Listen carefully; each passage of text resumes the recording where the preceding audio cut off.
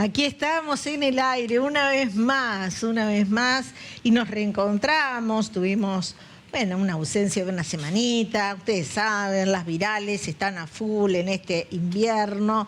Nosotros estamos aquí en nuestra casa, Canal 11, proponiéndoles, como siempre, tratar de debatir aquellos temas que nos involucran, que nos interpelan. Vamos a hablar de educación. Vamos a hablar de lo que es y se denomina un proceso de evaluación en educación.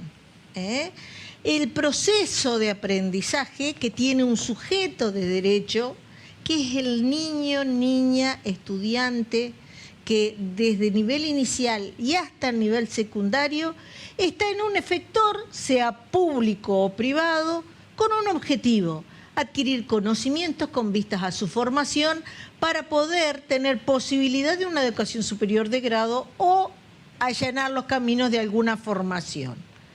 De eso vamos a hablar, de un tema que irrumpió en el escenario público, tal vez en forma controversial o no, ya lo vamos a ver, y que nos van a ayudar a pensar mucha gente que está en el sistema educativo y que está en distintos lugares de la provincia. Voy a presentar primero a quienes están en el Zoom, porque en esto de mirar la educación como integralidad, hemos convocado a gente que está en Victoria, por ejemplo. Por eso está Pedro Gutiérrez. Pedro es supervisor del nivel primario. Pedro, ¿cómo te va? Buenas tardes. Hola, buenas tardes para vos y para toda la audiencia también. Un gusto conocerte, Pedro. Estamos con Paula Insani, de Padres Autoconvocados. Paula está en Colón, en la ciudad de Colón. Paula, ¿cómo te va? Muy bien, Padres Organizados. Bien, muchísimas gracias por la convocatoria. Buenas tardes a vos y a la audiencia. Padres Organizados. ¿Linda tarde en Colón?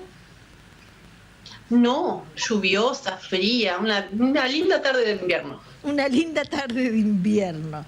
Y bueno, y estamos con Natalia Sucor, que es la secretaria general de ACMER Gualeguaychú. Natalia, buenas tardes, ¿cómo estás? Muy buenas tardes a vos y a toda la audiencia. ¿También nublado y frío la tarde de Gualeguaychú o no? Sí, típica de invierno. Típica de invierno. Y bueno, vamos a hablar con docentes que también están acá.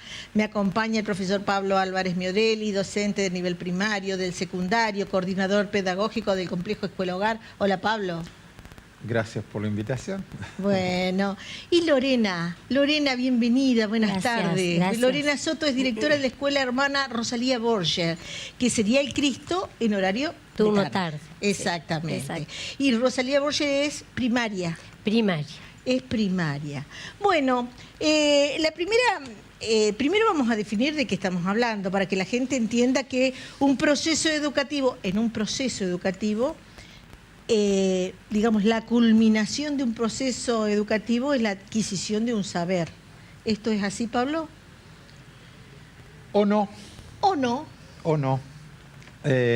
Sobre todo en estos tiempos que corren, también habría que preguntarse cuándo empieza y cuándo termina el aprendizaje o los aprendizajes. Si bien es necesario que, partiendo de lo que es obvio, la educación es política. ¿Qué quiere decir esto? Que hay una intencionalidad.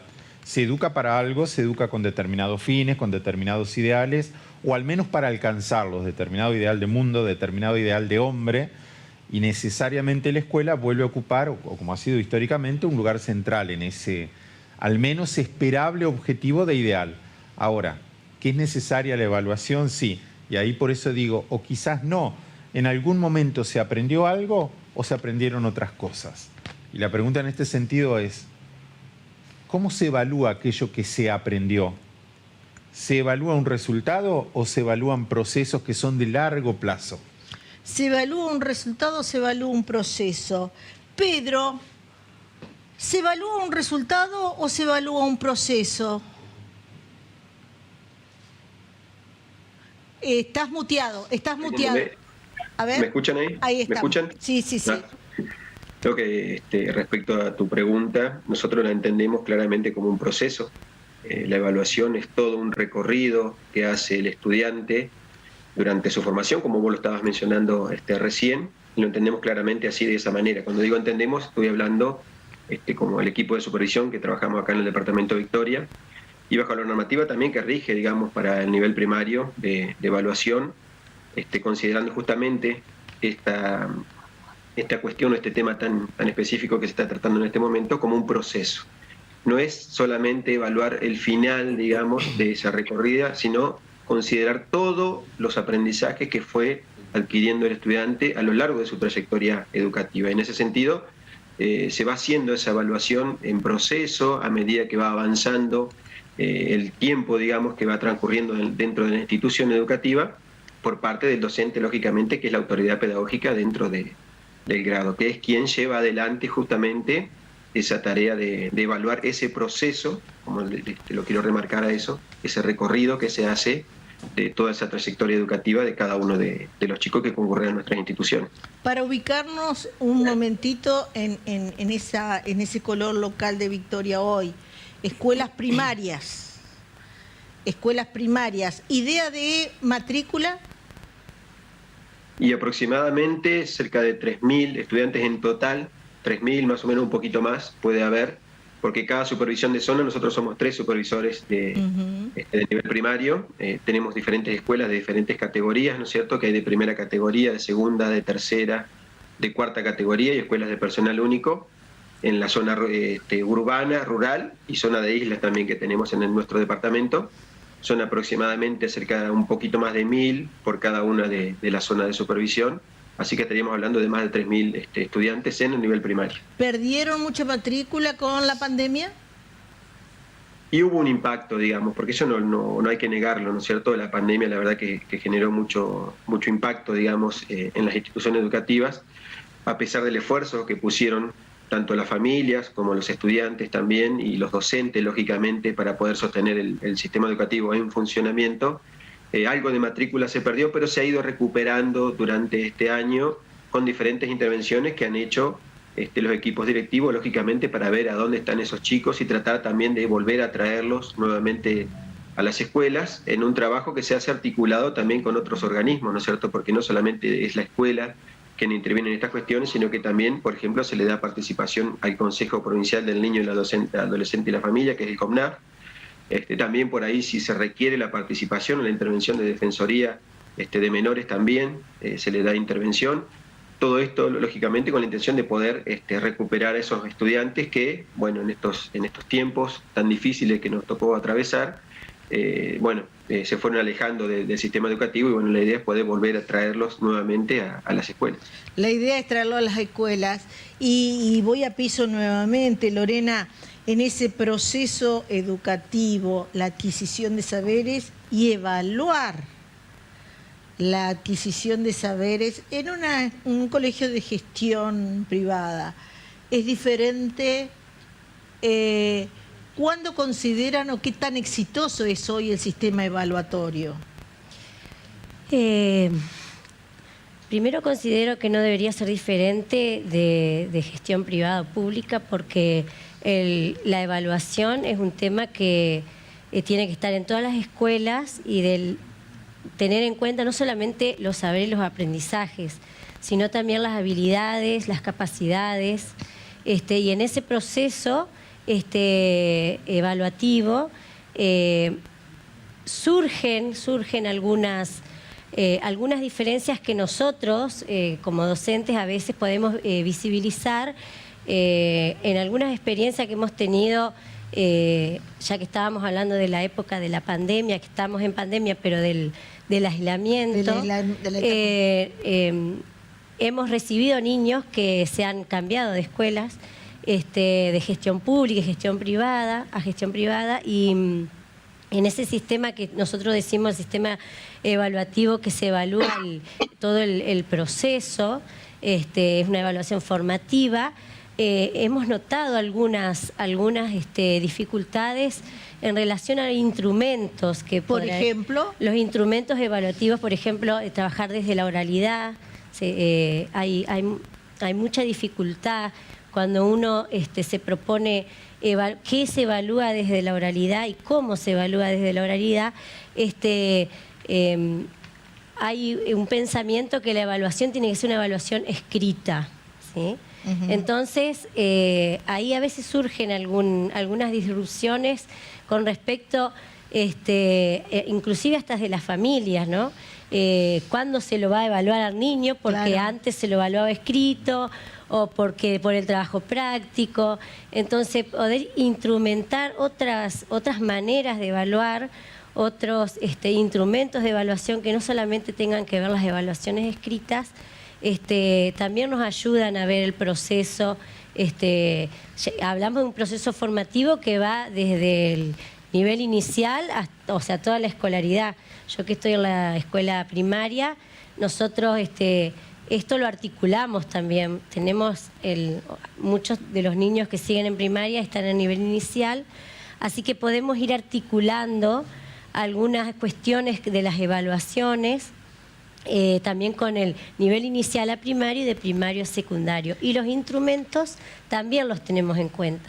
Entonces, hay una diferencia a veces de qué instrumentos utilizamos, que no sean solamente los instrumentos escritos. Voy a Gualeguaychú y voy a hablar un poquito con la secretaria de ACMER Gualeguaychú. Natalia, en tu criterio, en primaria y en secundaria, esto de la manera en que los chicos se apropian de conocimiento en forma efectiva y la manera de evaluarlos, ¿están muy equidistantes? Es decir, ¿están como desencontrados en algún punto? Yo estimo que sí, por ahí habría que hacer una diferencia en lo que es evaluación y lo que es calificación, que a veces los tomamos como sinónimos, y en realidad en la práctica docente hay una diferencia. Entonces, la evaluación es una herramienta inherente, te diría, al docente para saber por qué camino van los alumnos, qué cosas lograron, qué cosas no, a quién le costó, quién se quedó un poquito más atrás, a quién puedo recuperar y traer otra vez. La calificación es algo numérico, algo convencional, diríamos nosotros, donde ponemos una nota al desempeño que haya tenido el alumno. Entonces creo que por ahí es distinta la cosa. Entonces, y depende de la mirada que tenga el docente en cuanto a esto, que no solamente lo sostenemos nosotros desde el sindicato, sino también nuestra ley de educación provincial, que vea la evaluación como algo formativo, sumativo, procesual, donde se acompaña la trayectoria del estudiante desde el nivel inicial. Nosotros tenemos una educación que es ciclada, va por ciclos, entonces quizás no lo aprendió en el primer grado, pero sí lo pudo alcanzar en el segundo grado, ¿no es cierto? Entonces, todo esto tiene que ver también con todo ese proceso. Yo creo que sí, que la mirada que sobre todo se agudiza esta diferencia en el secundario. En el secundario. Donde hay mayor deserción de los alumnos, ¿no es cierto? Donde ha quedado la mayor cantidad de alumnos que han quedado en el camino. No solamente producto de la pandemia. Ya antes de la pandemia también veníamos con una deserción de los alumnos en media. La pandemia lo que hizo fue agudizar esa crisis, producto de las tremendas desigualdades sociales. La desigualdad en la brecha digital es enorme entre alumnos que por ahí en su casa tienen internet, tienen wifi, tienen una notebook, tienen una computadora, y aquellos que se manejaban con el celular del papá en el momento en el que el papá estaba en la casa con algo de datos. No quiero avanzar hacia otro terreno que lo voy a tomar porque no es un terreno menor. Quienes no tuvieron acceso, no únicamente por la pandemia, sino por el tema de las desigualdades, es otro tema. Hoy, en esta primera ronda de preguntas, estamos viendo esto del sistema evaluatorio. Y voy a preguntarle a la mamá que está en Colón y que me va a decir, por ejemplo, cuántos padres organizados hay allí que integran esta suerte de colectivo, donde están mirando y donde desde la crítica constructiva a ustedes les deja mucho que desear el sistema evaluatorio tal como se aplica, digo, primaria y secundaria. ¿En dónde ponen la observación? A ver, vamos por partes. Primero, me encanta escucharla a la secretaria de ACMER porque es lo mismo que venimos diciendo nosotros durante 2 años cuando estaba la gestión de la pandemia y nos decían que, bueno, así también se educaba.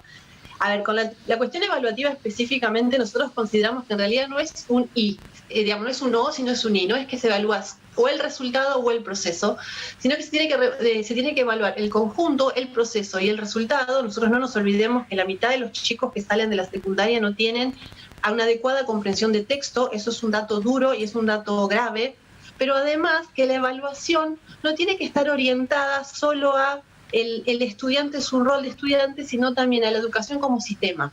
¿Qué queremos decir con esto? A ver, si en un aula de 30 chicos hay 2 que tienen problemas de aprendizaje, podemos poner el foco en eso, que hay algún inconveniente. Ahora, cuando en un aula la mitad de los alumnos no alcanzan los contenidos básicos, quiere decir que el sistema también está fallando. Y a nosotros nos parece como fundamental salirnos de esta mirada punitiva de la evaluación, pensar en esto de está bien o está mal, sino que la evaluación forma parte de los procesos de mejora continua. ¿Sí? Si no sabemos en qué estado de situación está nuestra educación, y eso lo hacemos a través de herramientas de medición, no sabemos cómo mejorarla. Y a nosotros nos parece que es importante recordar que la educación forma parte de las políticas públicas que emana desde el Estado. Y que si emana del Estado corresponde a todos nosotros como derecho y como obligación. Y en eso hay que buscar la eficiencia. Si nosotros necesitamos generar más y mejor educación.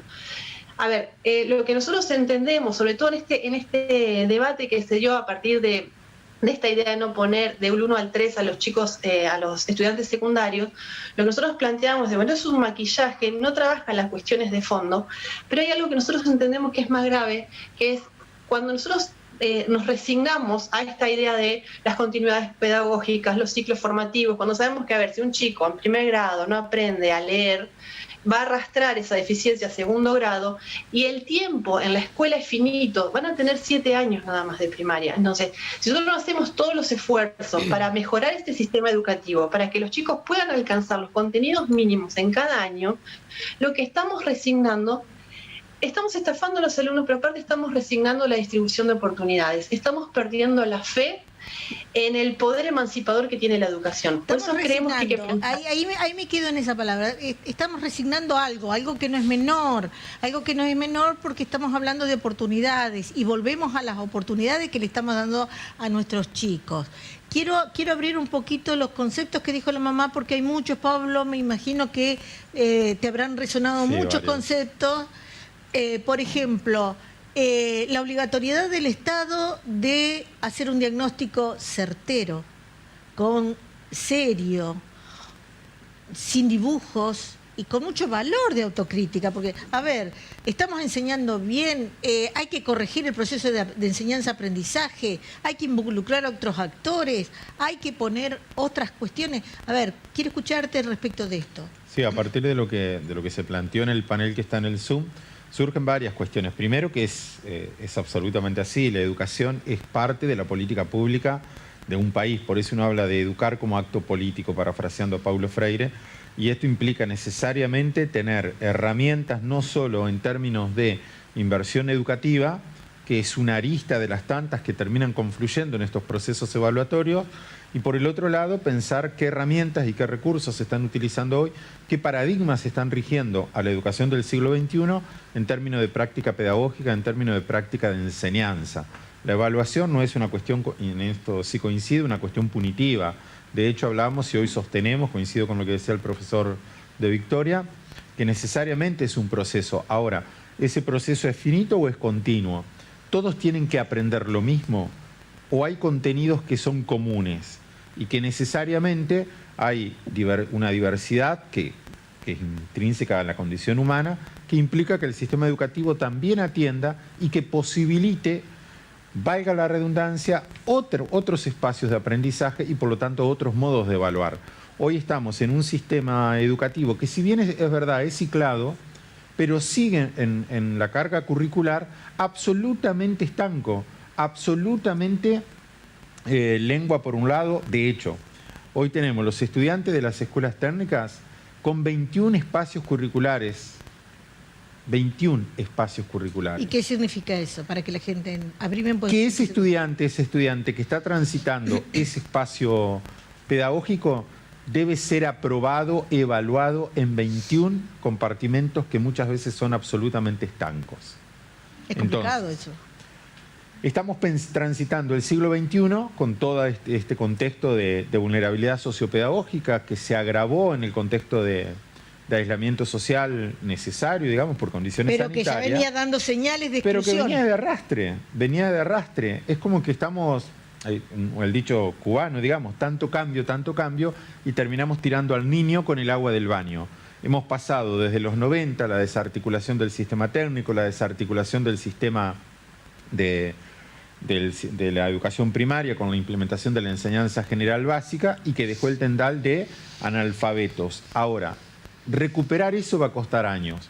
Hoy, en esta coyuntura, me parece que recuperar determinados sentidos de la educación como política educativa también implica pensar qué contenido se está enseñando para nosotros poder decir, bueno, en función de esos contenidos es aquello que pretendemos evaluar. ¿Es importante que el estudiante aprenda a leer y escribir en la escuela primaria? Y todos van a coincidir en que es obvio más que importante. Ahora, si eso es importante, es necesario fijar la política pública ahí. Por ejemplo, para adelantarme, un plan provincial fuerte, un plan provincial de lectura. Yo quiero sentir que nuestra audiencia nos escriba. Voy a pedir que publiquen bien la línea de mensajes. Creo que todos tenemos que involucrarnos en esto. A la educación hay que mirarlo con compromiso y con valentía. No sé qué pensás vos en este sentido. Porque cuando uno busca para que se vengan, para que charlemos de la evaluación, estamos evaluando bien, estamos evaluando mal, hay mucha gente que rehúsa el debate. Nos da miedo acercarnos a decir qué tan bien enseñamos o qué tan mal enseñamos, o en todo caso, ¿cuántos problemas tienen nuestros niños que no pueden aprender? Yo creo que primero nosotros tenemos que abrirnos al debate, ¿no es cierto? Y a la charla, a la conversación entre los equipos docentes, entre las familias también, porque no están exentos también de lo que tiene que ver con la evaluación. Pero aparte de la política educativa, que también nosotros tenemos que llevarla a la práctica, porque en las prácticas de todos los días nosotros tenemos que poner en práctica esas leyes, esas resoluciones que van saliendo y que nosotros tenemos que ir acomodándonos a eso que de alguna manera la política educativa nos está pidiendo. Ahora, la política educativa te pueden decir, vos en este mes, mayo, tenés que haber dado toda la semana de mayo, todos los contenidos de historia, tenés que...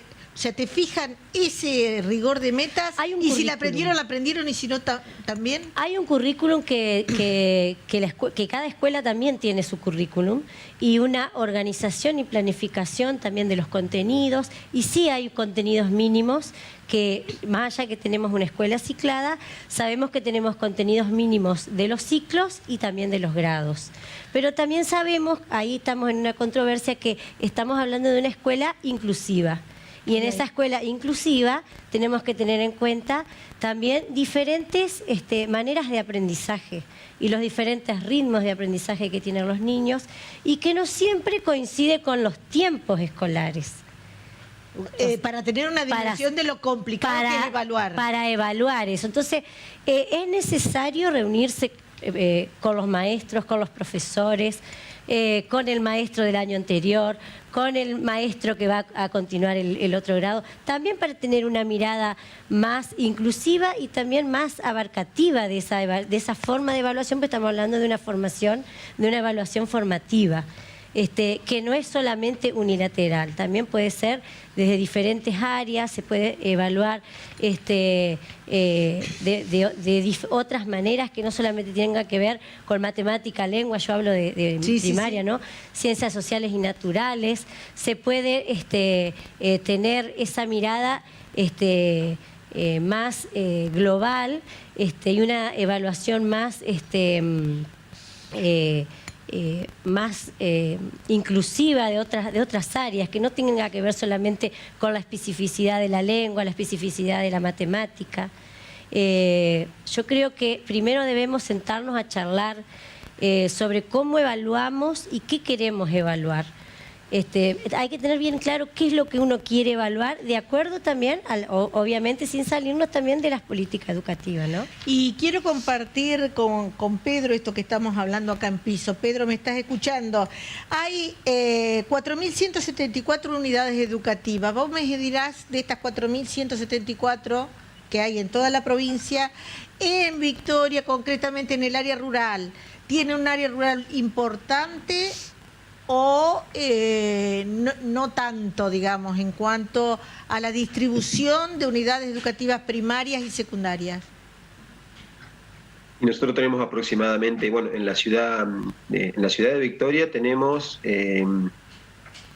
8 escuelas de nivel primario, después tenemos 10 escuelas en la zona de islas, y el resto, hasta llegar a 45, digamos, son las escuelas que son de la zona rural. Es decir, hay escuelas de personal único en la zona rural y también tenemos escuelas de cuarta categoría. Es decir, que tienen personal a cargo, digamos, el director de la institución, y que también da clases, digamos, ese directivo.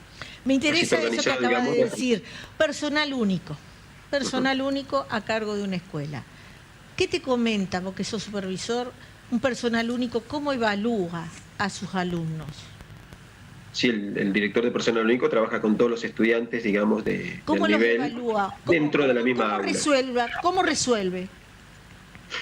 Sí, no es sencillo el trabajo, digamos, para una persona que trabaja como personal único. Depende mucho de la cantidad de estudiantes que tenga a cargo, ¿no? También, ¿no es cierto? Porque hay escuelas de personal único que quizás tienen pocos estudiantes, estamos hablando de 4 o 5 estudiantes, y hay otras escuelas que tienen hasta 15 estudiantes de todos los grados, y es ese mismo docente que tiene que tener a cargo la tarea de evaluar. Para trabajar la evaluación, lo que hace el docente de personal único a veces es trabajar un mismo contenido, digamos, distribuido, articulado en los diferentes grados y con un nivel de complejidad que se va avanzando a medida que estamos hablando de los grados mayores. Por ejemplo, se puede trabajar el mismo contenido y quizás trabajarlo de una manera para primero, segundo y tercer grado, y después para cuarto, quinto y sexto grado de otra manera un poquito más compleja. En ese sentido, la evaluación que hacen los docentes de personal único justamente tiene que ver con esto que mencionaba hoy al principio, digamos, con el proceso o con el recorrido que hace ese estudiante dentro de ese año educativo. Y también al estar o tener esa posibilidad, digamos, de trabajar con los mismos estudiantes, también se da esto de, bueno, conocer más en profundidad o más en cercanía, digamos, cómo trabajar o cómo ir promocionándolos a los estudiantes dentro de un ciclo, por ejemplo, que pase de primero a segundo grado o hasta tercer grado, o de cuarto a quinto a sexto, ir trabajándolo de esa manera como para poder, digamos, ir haciendo un seguimiento más cercano, con mucha más cercanía acerca de lo que es ese proceso evaluativo y ese recorrido de esa trayectoria de ese estudiante. Ahora, y yo me tengo que ir a encontrar con la pausa, así que voy a dejar pendiente varios temas para el próximo bloque. Hay una suerte, esto lo he escuchado mucho en padres, aquí en Paraná, ustedes me refrendarán o me corregirán. Los chicos salen del primario sin saber las tablas, los chicos salen de primaria sin leer de corrido. En Victoria, ¿vos has escuchado esto o es una leyenda urbana? Y todo depende, porque se estaba hablando recién justamente de esa cuestión, ¿no es cierto? De que no todos los estudiantes aprenden de la misma forma, no todos aprenden de la misma manera, todos tienen sus tiempos también de aprendizaje, y en algunos casos se puede dar, porque esto no lo vamos a negar, digamos, de que van promocionando ante diferentes situaciones que se le van dando, porque también dentro de la evaluación hay todo un contexto que hay que considerar y tener en cuenta, ¿no es cierto? Y ese contexto está la escuela, está la familia, está el hogar, está la situación socioeconómica, es decir, hay muchos factores que influyen dentro de lo que es la formación de ese estudiante y cómo hace ese tránsito ese estudiante dentro de la institución educativa. Está la inversión también que tiene que hacer el Estado para poder reforzar diferentes aspectos o necesidades que tienen para cubrir las escuelas. Recién escuchaba que hablaban, por ejemplo, de un plan de lectura que se estaba mencionando. Bueno, hoy por hoy se está trabajando un plan de lectura para primero y segundo grado, que es el programa A Leer, que está comenzando recién a implementarse a partir de este año. También están llegando a las instituciones libros del programa Libros para Aprender, así se llama el programa, que también es para entregarle un libro a cada uno de los estudiantes y que sea de su propiedad y no tenga que ser un préstamo, digamos, que le hace. Esto está bueno lo que vos estás comentando, porque quiere decir que tomaste el diagnóstico, lo tomaste, lo estás trabajando. Chiquito, cortito porque me tengo que ir, discúlpame que te interrumpa porque lo quiero ir compartiendo acá en piso también. No es tan leyenda urbana esto de que los chicos salen sin saber leer de corrido de la primaria. Cortito, decímelo en un concepto. Y estamos atravesando esta etapa, justo lo que señala Pedro. Alguien está tomando, celebremos que haya políticas públicas que lo están recuperando, pero estamos años luz de recuperar un pueblo alfabetizado. Pero estamos viendo eso, por eso estamos haciendo esto. Es a largo plazo y se está intentando. Hay mucha dificultad también en lo que tenga que ver con la lectura, con lo que se comprende que se lee. Pero también tiene que haber formación en los docentes. ¿Cómo enseño yo a leer? ¿Cómo enseño a comprender? ¿Cómo enseño a interpretar? Solamente no se aprende a leer, o sea, los primeros grados se aprende a leer leyendo, como decimos, pero después hay que enseñar diferentes técnicas y metodologías para aprender a comprender, aprender a interpretar, aprender a decir una opinión. Eso se enseña y el docente tiene que capacitarse y tiene que haber políticas también que capaciten a los docentes de todos los niveles. Eso creo que es una necesidad que urge, una capacitación para todos los docentes y que sea de la política del Estado. Capacitación para los docentes, comprender lo que se está leyendo. ¿Querés opinar? Estamos aquí hasta la hora 17:30, estamos en vivo. Estamos en las redes sociales, tenemos un equipo, el equipo de marketing de Vanessa Gali nos maneja las redes sociales. Con estos anuncios vamos a la pausa, volvemos y seguimos hablando del poder de frustración y la calificación de menos de 4. Enseguidita.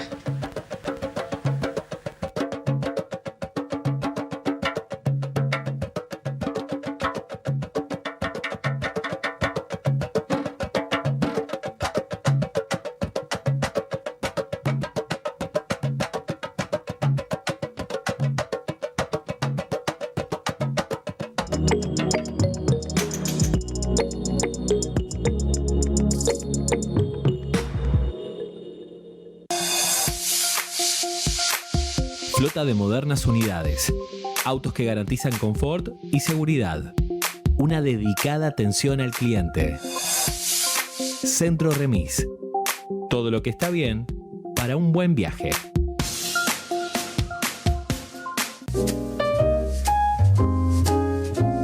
En Natal Spa estamos preparando tu mejor reencuentro. Criolipólisis, Venus Free Plus, Mio App, equipos de tecnología avanzada para que recuperes tu mejor figura. Tenemos todas las medidas de bioseguridad. Somos esenciales, porque como profesionales de la salud estamos comprometidos en tu atención y cuidado. En cada barrio, en cada institución pública o privada, hay un farmacéutico para asesorarte. Las 24 horas cerca tuyo. Esenciales. Esenciales para preparar fórmulas magistrales según la necesidad de cada paciente.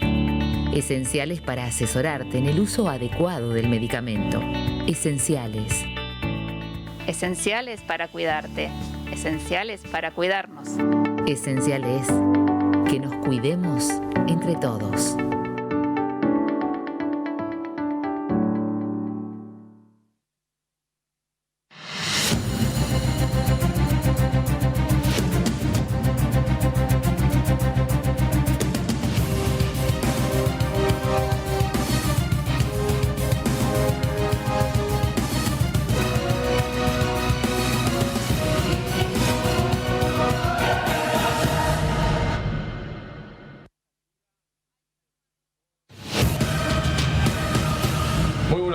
¿Qué tal? ¿Cómo andan? ¿Cómo va? Bienvenidos. La vida se trata de compartir momentos, risas, abrazos y miradas. porque vivimos de esos instantes repletos de emociones. Asegura el futuro de aquellos que amás. Un último acto de amor es posible y nosotros lo hacemos realidad. Seguros de vida y Abser Seguros, asegurando tus experiencias. Gabás y Johnston es un estudio contable tributario que procura la satisfacción integral de clientes, defendiendo los intereses de las pequeñas empresas. Estudio contable Gabás y Johnston.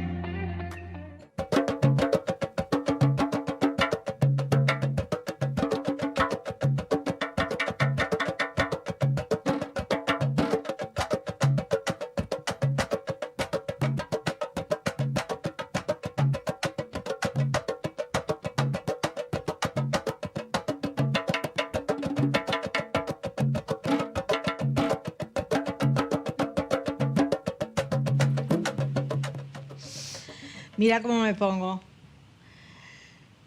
La belleza de una mujer se aprecia en cada detalle. Es la filosofía de Natal Spa, donde vas a tener un especialista para cada detalle de tu buena imagen. Natal Spa, no te olvides. Seguimos aquí y se armó un lindo debate. En la pausa. Siempre nos pasa, ¿eh? A la gente que está allá también en el Zoom les digo, las pausas nos ponemos, ay, que sabe leer, que no sabe leer, que sí, que no, que el punto, que la coma, que la multiplicación, que la división. Es potente, me imagino, en esta sociedad donde la docencia tiene que acarrear con el reflejo de lo que le pasa a la sociedad, que va a estar seguramente en su grado de representatividad mínima en el aula, a través del componente de cada uno de los chicos que va a reflejar lo que pasa afuera, en sus hogares y demás. Quería saber, y voy nuevamente a Agmer Gualeguaychú. Por allí se dijo, no nos sirve calificar del 1 al 4 porque hay que remontar el poder de frustración de los chicos. Lo estoy explicando con palabras un poco más concretas, más fáciles, para que la gente así lo entienda. Digo, el poder de frustración del chico. ¿No lo enfrenta de todas maneras si se encuentra, saliendo de un secundario y no entiende comprensión del texto y tiene que intentar ingresar en una universidad? Y a ver, por ahí en el tránsito de todo el colegio secundario, el adolescente, por sus propias características de la edad, ¿no es cierto?, hace que por ahí no vaya en consonancia a esto que decimos nosotros, porque los intereses de ellos es como que van por otro carril. Y después sí se encuentra con una realidad quizás cuando se acerca a un estudio terciario, universitario, con que hay algunas herramientas que no logra adquirir, desde la primaria y el secundario también. Pero por ahí, durante todo el trayecto del secundario, durante los 6 años, es como que quizás a veces hay un divorcio entre la evaluación que hace el docente y los intereses que tienen los chicos que son propios de esa edad. Y capaz uno puede evaluar su aprendizaje, de otra manera quizás un poco más atractiva al alumno, ¿no es cierto? Pero si vos lo calificás de un 1 a un 3, no estamos hablando durante todo el año, porque lo que decía la resolución era en el primer trimestre, darle la posibilidad en ese primer trimestre de que el alumno pueda tener una trayectoria un poco más... a ver cómo te lo puedo explicar con unas palabras que por ahí sean más sencillas. Vos fíjate que nosotros venimos de 2 pandemias donde ellos no han tenido, muchos no tuvieron acceso al internet, donde se quedaron muy atrás. Entonces, empezar y en el primer trimestre ponerle un aplazo es algo que es muy difícil para ese adolescente, poder recuperar esa nota para decir, bueno, tengo este espacio aprobado. Entonces, como usando las palabras de ellos, es un viaje, esa materia, lejos de él poner más esfuerzo, más dedicación, más esmero en eso, lo deja y terminamos teniendo un alumno en esa materia sin, digamos, sin ninguna posibilidad de aprobar ese espacio. Ningún incentivo, ningún incentivo. Leo mensajes. Cada vez que tiene que estudiar mi hijo para una evaluación se frustra porque no puede comprender siquiera lo que ha escrito. Hay que ayudarle constantemente a leer y no todos tenemos la capacidad monetaria para pagar para cada hijo una maestra, por cada hijo que se tiene y enviarlo a clases particulares. ¿Qué opinas, Pablo? Es interesante lo que se plantea desde el sur entrerriano con la profesora de ACMER. No obstante, a ver, insistimos, me parece que caer en esta cuestión binaria, si evaluación numérica sí, evaluación numérica no, que a esta altura estemos discutiendo, de hecho ese sistema numérico es de la época en que se funda la República. Es obsoleto. Claro, es absolutamente obsoleto. La calificación numérica no puede estar en una persona, en un estudiante, porque hablamos de estudiantes. ¿Cuánto vale una persona? ¿Un 1, un 4? Claro. Paula me quiere decir algo en Colón. Paula, te escucho. Sí, a ver, a mí me parece que acá estamos como olvidando una parte importante del proceso de evaluación, que es donde se inserta. A ver, necesitamos números, ¿sí? Cualquier evaluación es numérica. La cualitativa también es numérica. Yo hice investigación social durante muchos años y sabemos que necesitamos números para poder llevar adelante estadísticas. Cuando nos hablamos de evaluación, no estamos poniendo solo el eje en el alumno. A ver, acá estamos planteando que hay chicos de secundaria que no tienen interpretación de texto. Si no podemos cualificarlo, no sabemos la gravedad del problema, no sabemos cuántos son, no sabemos por qué pasan. Pero además no estamos pensando en el sistema educativo en el que están insertos esos chicos, no lo estamos debatiendo. Y lo que nosotros sostenemos como padres organizados es que este sistema no funciona. A ver, es un sistema que está centrado en contenidos enciclopedistas y olvida las habilidades blandas. Que un chico de 5 grados aprenda a manejar la frustración a sus 5 años, con lo que eso lleva, le va a permitir desarrollar algunas habilidades para que lo pueda procesar a los 10, con la complejidad que va a tener su vida a los 10, a los 15, a los 20, cuando salga a la vida. Porque recordemos que los chicos que salen del secundario, que van a la universidad o al terciario, son muy poquitos. Entonces necesitamos que los chicos de nivel primario y secundario alcancen los contenidos mínimos de este primario y secundario para tener herramientas para la vida. Entonces, me parece que en la discusión que estamos teniendo hoy nos faltan 2 cosas. Primero, honestidad en la dosis de realidad de que este sistema educativo no está funcionando porque, no hace falta ser especialista en educación, lo vemos, es decir, este sistema no funciona. El papá que recién te decía que se tiene que sentar al lado de un chico a estudiar, lo único que hace eso es generar desigualdades, porque las familias que no tienen recursos, y cuando hablamos de recursos, volvemos a lo que decíamos en el 2020 y en el 2021, no se habla de recursos económicos solamente, se habla también de recursos educativos, emocionales, culturales. Digo, durante el 2020, el 50% de los chicos menores de 13 años no tuvo alcance a un libro, o sea, no tuvo la posibilidad de tener un libro. Si un chico no aprende a leer, después no tiene herramientas para poder aprender, o sea, porque se lee para aprender. Entonces, son discusiones menores, necesitamos dosis de realidad, saber que este sistema así no está funcionando. Dosis de realidad.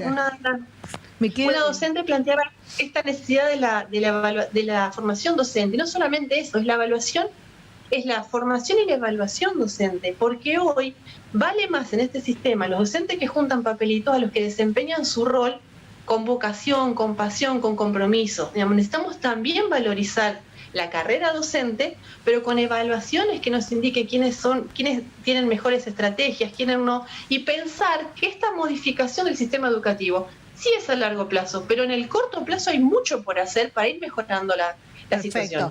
Déjame que voy a otro. Es impresionante cómo están llegando mensajes y quiero que ustedes también me digan su opinión. No es justo que los alumnos sean evaluados de la misma forma si no han tenido las mismas oportunidades de ser expuestos a una gama similar de diferentes experiencias por concepto cultural, poder económico, clase social. Evaluar el proceso de cada alumno es importante, evaluar el proceso de cada alumno es importante. Quien nos está escribiendo es Pablo Montero, es docente de escuela técnica. Dice, por otro lado, la escuela debe ser detector de talentos deportivos, artísticos, no solo los que sean buenos en matemática y lengua. Primero vos y después vos. ¿Qué te parece este mensaje? Me parece muy valioso porque primero que tenemos que tener en cuenta toda la diversidad que tenemos en las aulas, ¿sí? Que no se puede evaluar a todos iguales de la misma manera y a veces en el mismo tiempo. Por eso tenemos que ir pensando en esa manera de que pueda ir, como ya lo dije anteriormente, transcurriendo en el ciclo, y de acuerdo también a sus capacidades y a sus limitaciones también.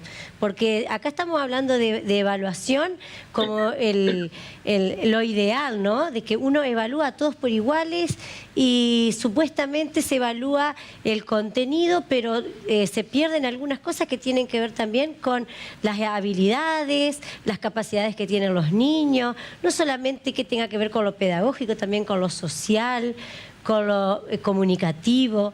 Todo eso también es se evalúa y, como dijo una de las chicas hoy, que también tenga que ver para la vida, ¿no? Tenga que ver para la vida. Que tenga más sentido, que sea más significativo. Pero antes de terminar la idea creo que así como estamos haciendo este debate es necesario que nos sentemos a charlar.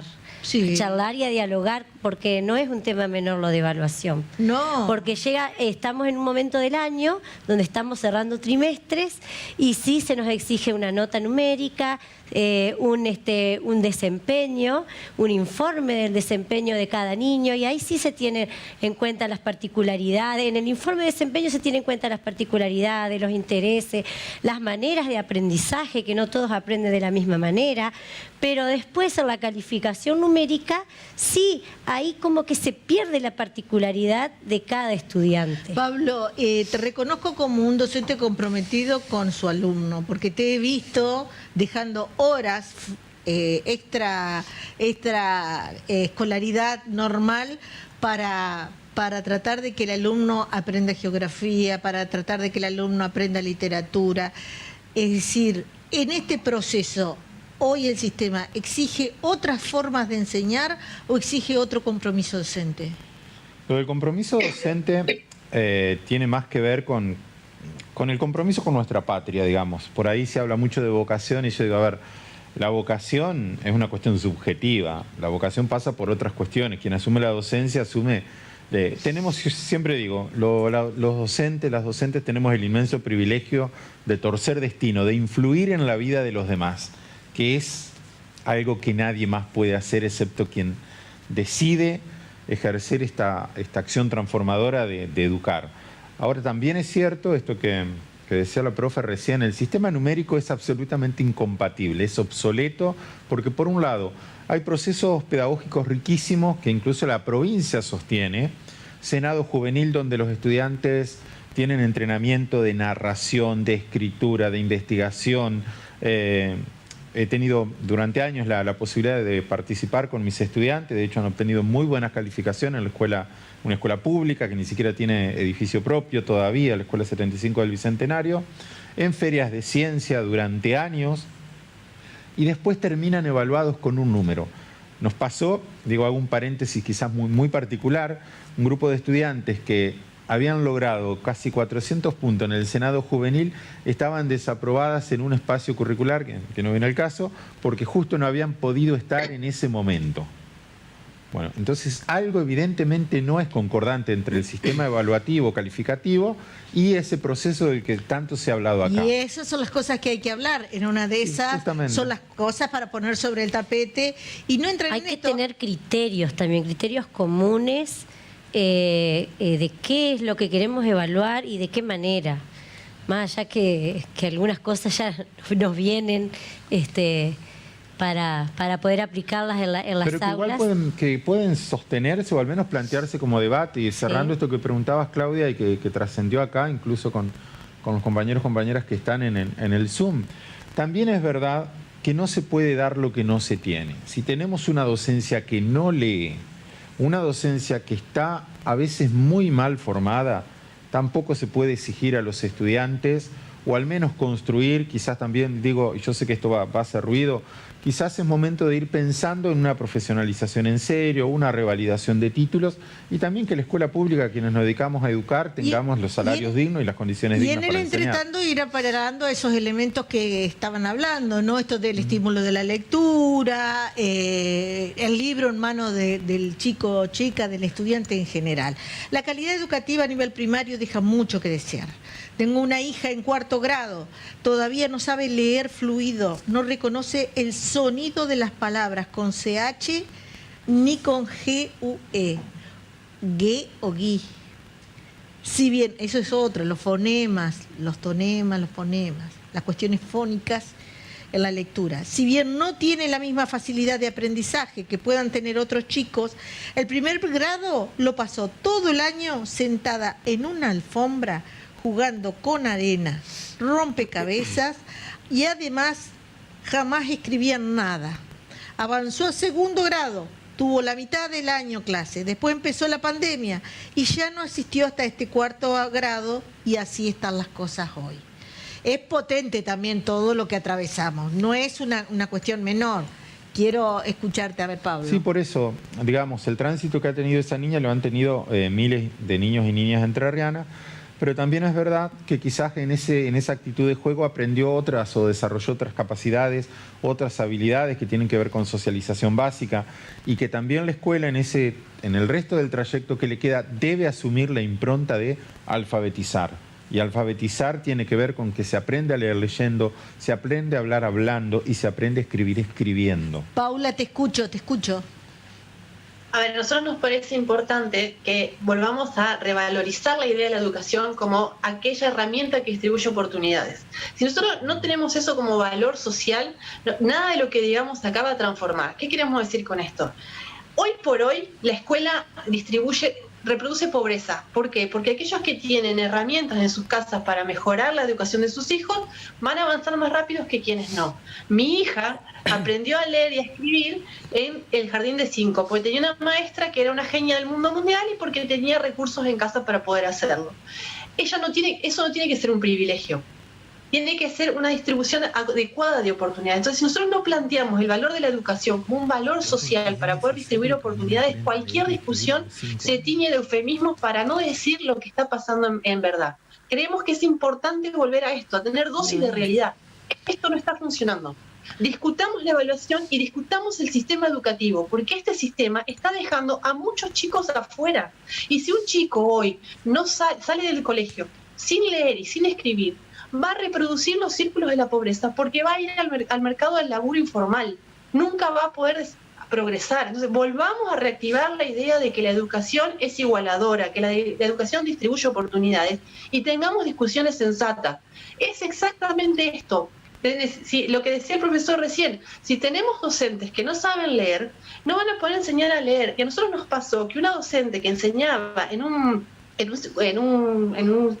terciaria de formación docente, nos decía de 10 egresadas, 3 solamente tenían comprensión de textos, las docentes. Entonces, ¿cómo van a enseñar? No tienen herramientas. Entonces, bueno, vayamos a pensar. Eso también salió en esta charla que estamos nosotros compartiendo acá en piso, digamos, la necesidad de capacitar a los docentes. Y antes de pagar de manera adecuada. Y ser conscientes en eso, digamos, una dosis de realidad que nos permita saber que si no evaluamos bien, estamos excluyendo. Tenemos móvil que salió sobre esta hora. Barbarita, ¿dónde estás? Te estoy escuchando.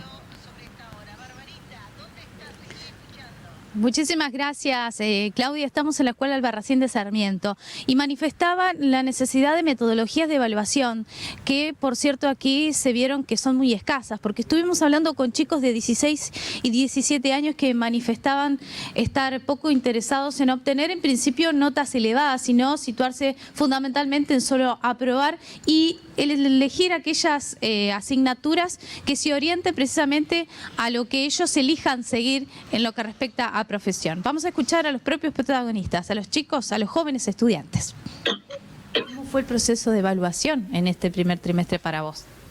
Hubo pocos exámenes, digamos, en este primer trimestre, digamos. O sea, no hubo demasiados. ¿Cuáles son las materias que más te cuestan? Metodología de investigación e historia. ¿Estás pendiente de cuánto te sacás o...? No, la verdad que no. Yo, en mi ejemplo, no. Bien. ¿Y en casa qué es lo que te dicen? Bueno, que me ponga las pilas y que prestemos atención. Cerca de 8 más que nada. Bien. ¿Y cuáles son aquellas materias que te cuestan? ¿En este año o en general en todo el año? Y más que nada lengua, más que nada que eso. ¿Estás al tanto o te exigís en función de cuáles son las notas que te vas sacando? ¿Estás pendiente de las notas? No, tan pendiente no estoy, no. Solamente quiero probar. ¿Y en casa? ¿Qué es lo que te dicen? No, nada, que lo normal, que me ponga las pilas, que me concentre en los estudios nomás. ¿Dicen los profesores de ustedes? ¿Han cumplido las expectativas de los profesores? ¿Qué es lo que le dicen ellos haciendo alusión, ¿no?, al balance trimestral?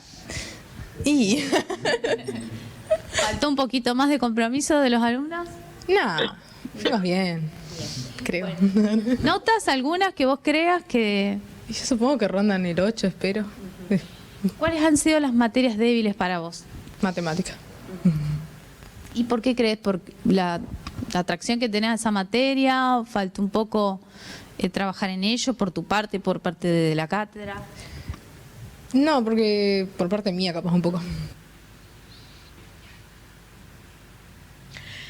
Ahí está el testimonio, el móvil en la calle, trayendo la palabra en primera persona, los protagonistas.